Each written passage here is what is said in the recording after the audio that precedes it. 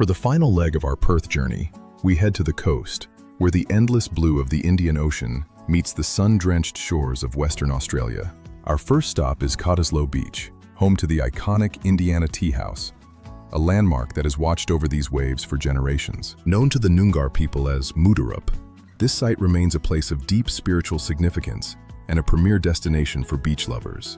If you like this content, please help us by hitting the subscribe button and notification bell so you can be notified when we upload additional content. We walk south along the coast, following the Seahorse Trail, with the silhouette of Rottnest Island visible on the distant horizon. Passing the windsurfers at Leighton and the calm reaches of Port Beach, we approach the working heart of the region, Fremantle. Fremantle, or Freo to the locals, is a port city where 19th century heritage lives comfortably alongside a modern maritime soul. Standing guard over the ocean is the Roundhouse, the oldest public building in Western Australia, opened in 1831. From this vantage point at Arthur Head, you can feel the weight of history, from ancient trading grounds to colonial prison cells. I'm Eric Carey, and we're on a mission to reach a huge milestone, 1,000 subscribers. Hitting 1,000 subscribers represents our continued commitment to improve the channel and provide the best for you. Help us reach our goal by hitting the subscribe button and notification bell. Your subscription also helps us know what type of content you want to see more of. It's a shared journey.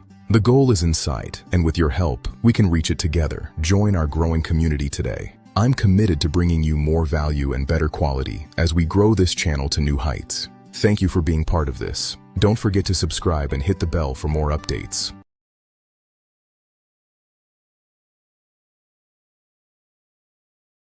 Every day at 1 o'clock, the tradition continues as the cannon fires, a time-honored signal for navigators to synchronize their clocks. Deep beneath the limestone lies the Whalers Tunnel, the colony's first major engineering feat, connecting the beach to the town. A short walk brings us to the vibrant Fremantle Markets, a weekend institution housed in a magnificent Victorian-era building. Inside, the air is thick with the scent of spices and the sound of buskers, a true melting pot of local culture and commerce. The streets of Fremantle are a living museum, featuring one of the best-preserved collections of Victorian and Edwardian architecture in the world. Our walk concludes at the Fishing Boat Harbour, a precinct that perfectly blends a working industrial port with a relaxed coastal vibe. We honor the pioneering Italian and Greek fishing families who built this industry, their names etched forever on the waterfront. Even rock and roll has its place here, with a statue dedicated to local legend and AC/DC frontman Bon Scott. No visit to the harbor is complete without a taste of its famous fish and chips,